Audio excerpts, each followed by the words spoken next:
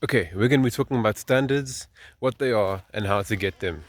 But before we can even talk about standards, we need to talk about where they come from. Standards can come from two places: your inner world or your outer world. And I know that sounds a bit wonky, but once you get this straight in your brain, it becomes a lot easier to understand and comprehend and get standards for yourself and for other people.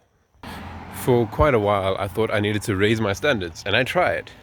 But the thing is, I was raising my standards in the outside world for other people, and I wasn't looking at myself. And that tended to cause me to attract even lower quality people than I had previously.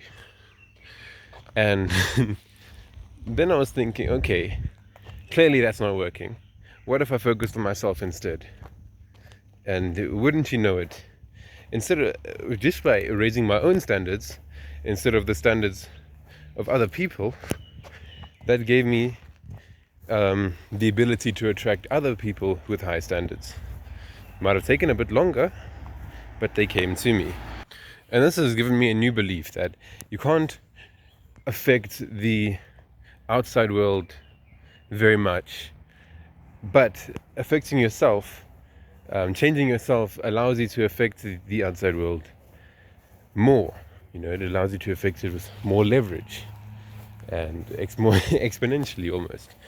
So you need to fight your inner fight before you can actually do it externally. But you're still left with a gaping question: what are standards in the first place? Okay, sure, we know we need to have it for ourselves, right? But what are they? Standards are, let's say, virtues, goals, metrics that you measure yourself by, to say, okay, now that I've done this, I feel good about myself. This is right. This is what I believe in. This is great. I am proud of myself because I reached this. Or alternatively, I am ashamed of myself because I didn't reach this. I didn't do that.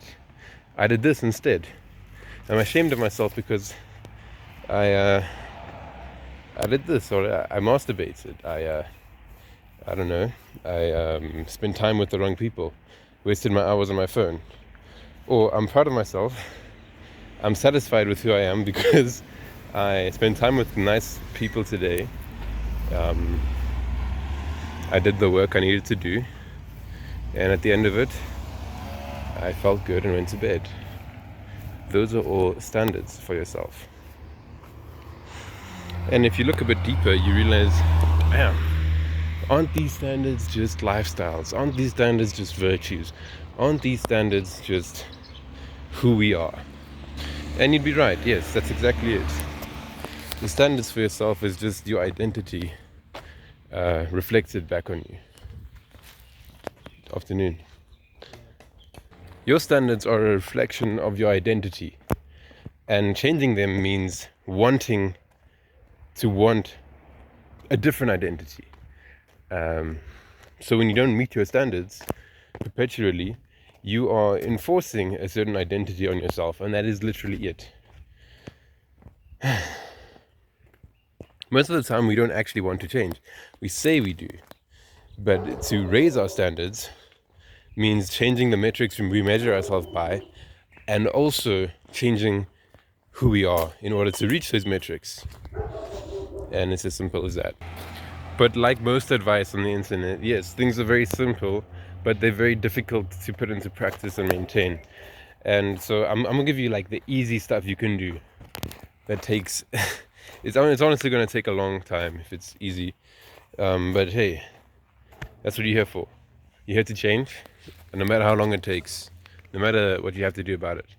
So first things first, you need evidence for your new standards, right?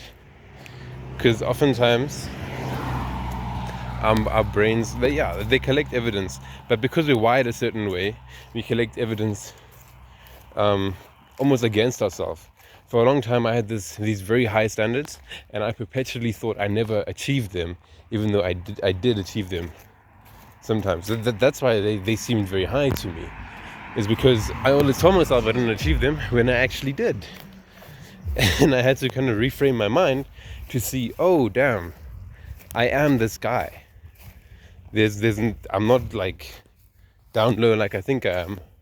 I don't need to put in all this work because I am this guy. I'm able to do it.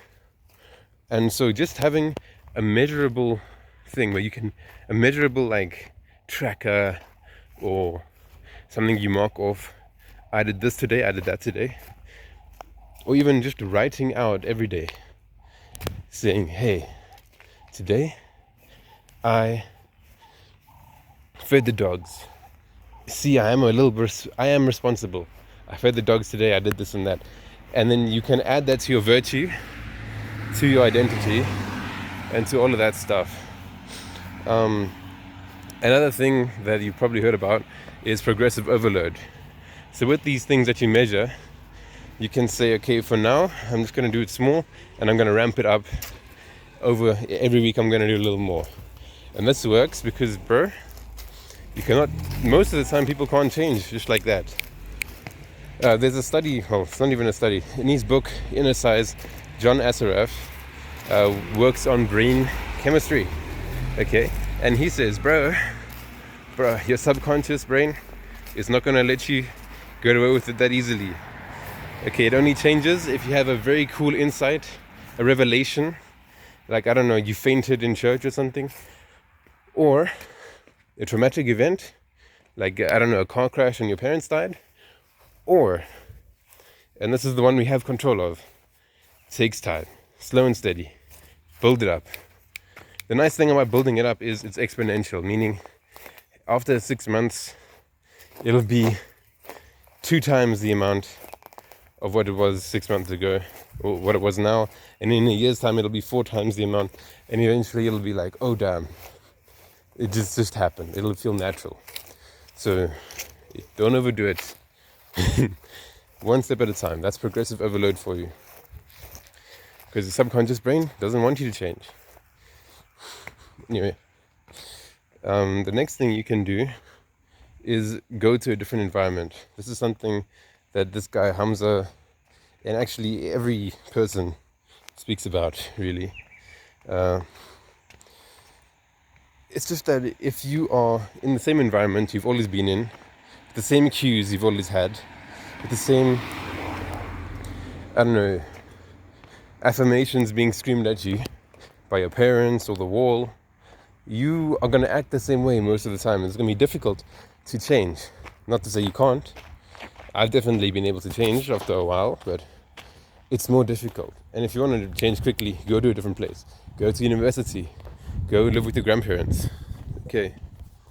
When you do that, you actually tend to change your ways because you can. You're not tied down anymore to these autonomous thought patterns in relation to your environment. On the topic of environment, people are part of your environment. So you need to choose very carefully who you spend time with and how you perceive them. It's okay to spend time with like people who aren't the best, as long as you perceive what they say, you take everything with a grain of salt. Maybe you do think about what they say, but you don't necessarily act on it. I don't know. This is for if you're like trying to socialize. You can talk to people who aren't necessarily like on the same path as you. But it's genuine. Who you take seriously matters more than who you're meeting and stuff. So spend time with people who you take seriously. Spend time with people you want to be like, and bro, you're gonna be more like them. So try to surround yourself with people with high standards. It's funny how that links to the beginning of the video. You meet more people with high standards once you have higher standards for yourself. It might be a little sad as well, because bro, you're gonna have to let go of people. Right now, your standards are pretty low, maybe. That's why you're watching the video. And so finding someone with standards a little higher than yourself is fine. Being friends with them is fine. But eventually, as you increase your standards, you're gonna have to say, hey, your standards are too low now. I don't want to spend time with you. And you're going to have to drop them. It's a sad reality. I've kind of had to do this myself with some people. And I'm like, it's almost just disappointing. That's more what it is. Anyway. Yeah, that's that shit, man. Hope you got it. And the adverse effects of this is pretty awesome as well. Because if you have high standards and you're speaking to people with lower standards or for themselves and shit, you lift them up. And that's an awesome thing to see. And yeah, I actually saw that today. Like this guy had no friends. I spoke to him. I got him into the groups and shit. And then now he's got friends. He's got buddies. And he's smiling more. His head's held higher. I'm like, fuck yes, dude. That's what I'm here for. I'm raising other people's standards. Anyway, see you guys later. And remember, you are responsible for everything that happens to you. Might not be your fault, but you are responsible.